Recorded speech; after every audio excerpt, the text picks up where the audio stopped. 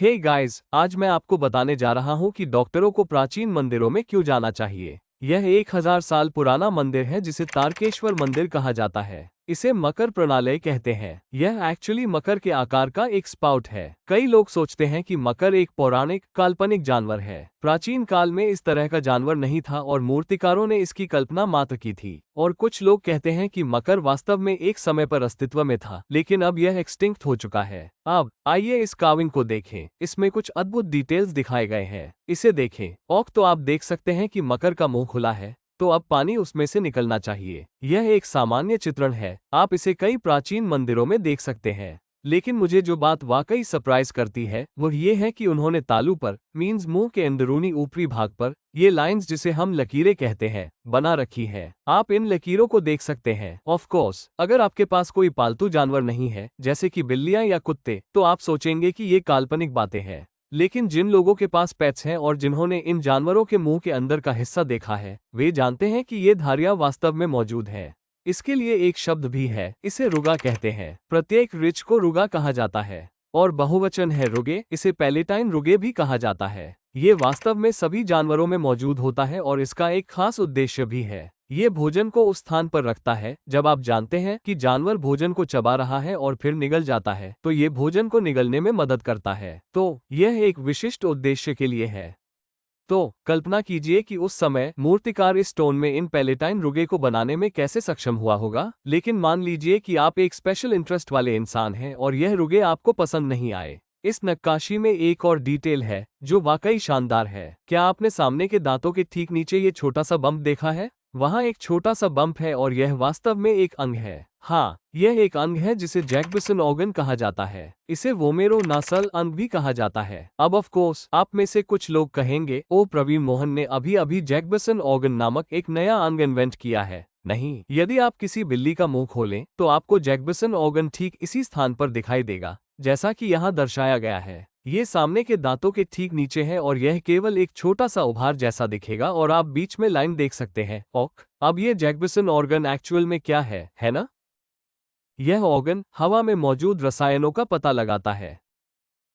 यह नाक की तरह है, लेकिन यह नाक से ज्यादा एडवांस है। ये फेरोमोन का पता लगा सकता है और बिल्लियों को उनके मेट खोजने में मदद कर सकता है। और यह जैकबिसन ऑर्गन, ज्यादातर लोगों को ये भी नहीं पता कि कुछ जानवरों में ये जैकबिसन ऑर्गन होता है। लेकिन कल्पना कीजिए कि एक प्राचीन मूर्तिकार इस जैकबिसन के अंग को एक मकर के मुंह के अंदर बना रहा है, जिसके बारे में हम सोचते हैं कि वह अस्तित्व में ही नहीं है या कभी अस्तित्व में ही नहीं था। तो मेरा सवाल ये है, 1000 साल पहले रहने वाले एक मूर्तिकार ने रुगे नामक इन लकीरों को कैसे खोदा होगा और मुंह के अंदर जैकबिसन ऑर्गन को भी कैसे बनाया होगा? यहाँ दो संभावनाएं हैं। पहली संभावना यह है कि प्राचीन मूर्तिकारों ने एक लिव मकर को एक मॉडल के रूप में इस्तेमाल किया था और उसके मुंह की जांच करके इसे खोदा था, ठीक उसी तरह जैसे आज के कलाकार एक्यूरेट बॉडी डिटेल्स बनाने के लिए लाइव मॉडल का उपयोग करते हैं। यदि आप इसे एक्सेप्ट करते हैं तो इसका अर्थ यह है कि आप ये भी स्वीकार करते हैं कि मकर 1000 वर्ष पहले एग्जिस्ट करता था और हाल ही में विलुप्त हो गया है। जरा सोच के देखो, क्या पिछली कुछ सेंचुरीज तक सूंड और पंखों वाला ऐसा अद्भुत जानवर अस्तित्व में था?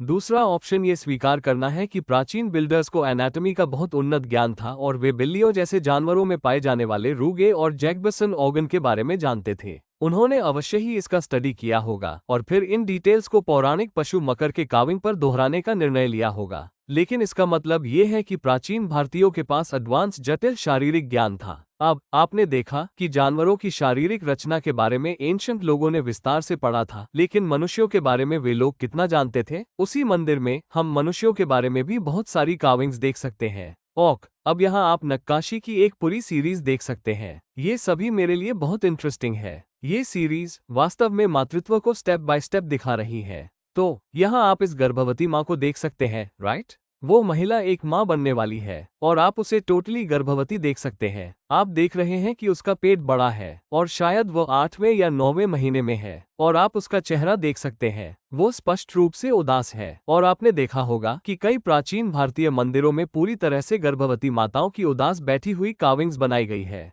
अब मेरे लिए इंटरेस्टिंग बात यह है कि एक्सपर्ट्स ने हाल ही में खोज की है कि गर्भवती माताएं समटाइम्स डिप्रेस्ड हो जाती है, जिसे प्रीपार्टम डिप्रेशन कहा जाता है। अब हम सभी जानते हैं कि बच्चे को जन्म देने के बाद माताओं को पोस्टपार्टम डिप्रेशन होता है, लेकिन एक्सपर्ट्स को रिसेंटली ये पता चला है कि बच्चे को जन्म देने से पहले महिलाओं को प्रीपार्टम डिप्रेशन होता है, जबकि हजारों साल पहले प्राचीन भारतीय मंदिरों में इसकी काविंग की गई है। वे बार बार पूरी तरह से गर्भवती माताओं को इस प्रीपार्टम की हालात में दिखाते हैं। आप उसके चेहरे को यहाँ पर देख सकते हैं, वो कितनी उदास है। ओक नाउ, यह मातृत्व में पहला कदम है, राइट? अब यहाँ एक और शानदार काविंग है। ध्यान से देखिए और मुझे बताइए कि आपको क्या दिख रहा है। लोग इस नक्काशी को देखकर हमेशा कंफ्यूज हो जाते हैं, लेकिन यह एक महिला है जो बच्चे को जन्म दे रही है। अब आप इस महिला के शरीर से बच्चे को बाहर आते हुए देख सकते हैं। बच्चा लगभग ऐसा लग रहा है जैसे वो नमस्ते करते हुए बाहर आ रहा है, राइट? यहाँ बच्चा सिर नीचे की ओर करके बाहर आ रहा है, जो बाहर आने का सामान्य तरीका है। और आप देख सकते हैं कि प्रसव करा रही महिला के सिरहाने एक नर्स उसकी मदद कर रही है ना? तो नर्स इस महिला के सिरहाने खड़ी है और उसकी कलाई पकड़ रही है। इस पर ध्यान दें, ये बहुत अच्छी जानकारी है। वो नर्स उसकी कलाई पकड़ रही है, वो उसके हाथ इस तरह नहीं पकड़ रही है, वो उसकी कलाई इस तरह पकड़ रही है। अब ये सभी नर्सों और डॉक्टर्स के बीच एक अंदरूनी मजाक है कि आपको कभी भी बच्चे को जन्म देने वाली महिला को अपना हाथ नहीं देना चाहिए, क्योंकि वो इसे इतना जोर से स्क्वीज करेगी कि आपकी उंगलियां टूट जाएंगी। इसलिए आपको अपना हाथ नहीं देना चाहिए और उसे अपना हाथ नहीं पकड़ना चाहिए, लेकिन आपको उसकी कलाई पकड़नी चाहिए। और प्राचीन लोग इस बारे में जानते थे, क्योंकि आप बिल्कुल वही डिटेल यहाँ देख सकते हैं कि वो नर्स गर्भवती महिला की कलाई पकड़ रही है, दूसरे तरीके से नहीं, क्योंकि वो इसे इतनी जोर से निचोड़ेगी कि वो आपके हाथ की छोटी हड्डियां तोड़ देगी। प्राचीन लोग इस बात को जानते थे। और यहाँ नीचे आप एक और नर्स को भी देख सकते हैं, जो ये सुनिश्चित कर रही है कि बच्चा किसी हार्ड सतह से न टकराए। तो वो सुनिश्चित कर रही है कि बच्चे का जन्म धीरे धीरे हो। तो ये दूसरा चरण है। और आप यहाँ तीसरा चरण देख सकते हैं। आप यहाँ तीसरी नक्काशी देख सकते हैं, जहाँ यह माँ अब बच्चे को दूध पिला रही है। देखो कितनी सावधानी से उसने बच्चे को पकड़ रखा है। एक हाथ बच्चे की गर्दन के नीचे है और सिर इस तरह, और दूसरा हाथ बच्चे के नितंब को पकड़े हुए है। और देखिए, बच्चे को भी माँ को ऐसे पकड़े हुए दिखाया गया है। आमतौर पर बच्चे यही करते हैं। दूध पीते समय वे माँ के शरीर को पकड़ते हैं और आप उन्हें स्टेप बाय स्टेप देख सकते हैं। आप देख सकते हैं कि माँ बच्चे को जन्म देने के लिए तैयार है। आप देख सकते हैं कि माँ बच्चे को जन्म दे रही है और आप देख सकते हैं कि माँ बच्चे को दूध पिला रही है ना? ये हनगल में स्थित तारकेश्वर मंदिर नामक 1000 साल पुराना मंदिर है और यह मातृत्व को कदम दर कदम दर्शाता है। अब कल्पना कीजिए कि आप आज किसी मैटरनिटी क्लिनिक या डॉक्टर के ऑफिस में जा रहे हैं। ये टिपिकली वो पोस्टर्स हैं जो आप तब देखते हैं जब आप अपने प्रसूति विशेषज्ञ से मिलने का इंतजार कर रहे होते हैं। आज हम स्पष्ट रूप से स्वीकार करते हैं कि ये पोस्टर लोगों को शिक्षित करने के लिए लगाए गए हैं। ये धार्मिक पोस्टर नहीं है ना? क्या ये संभव है कि प्राचीन भारतीय भी मातृत्व के बारे में लोगों को शिक्षित करने के लिए ये डिटेल्स खोदा करते थे? अन्यथा हम प्राचीन भारतीय मंदिरों में ये असाधारण वैज्ञानिक इन्फॉर्मेशन क्यों देखते हैं? इस वीडियो में मैंने आपको न केवल एनिमल एनाटॉमी, रुगे और जैकबसन ऑर्गन के बारे में जानकारी दी, बल्कि मैंने आपको प्रसव पूर्व डिप्रेशन और मातृत्व से संबंधित अन्य डिटेल्ड इन्फॉर्मेशंस के कार्विंग्स भी दिखाए हैं। मैं कोई डॉक्टर नहीं हूँ, लेकिन यदि मुझे एक ही प्राचीन मंदिर में इतनी सारी जानकारी मिल सकती है, तो कल्पना कीजिए कि यदि एक्चुअल डॉक्टर इन प्राचीन मंदिरों को एक्टिवली एक्सप्लोर करें, तो वे इन शानदार स्थलों में छिपी हुई कितनी सारी जानकारी प्राप्त कर सकते हैं। इसलिए यदि आप डॉक्टर या वैज्ञानिक हैं, तो कृपया प्राचीन भारतीय मंदिरों के दर्शन करें और अपने अनुभव हमारे साथ साझा करें। मुझे उम्मीद है कि आपको यह वीडियो पसंद आया होगा। मैं प्रवीण मोहन, वीडियो देखने के लिए बहुत बहुत धन्यवाद। सब्सक्राइब करना न भूलें और मैं जल्द ही आपसे फिर बात करूंगा। बाय।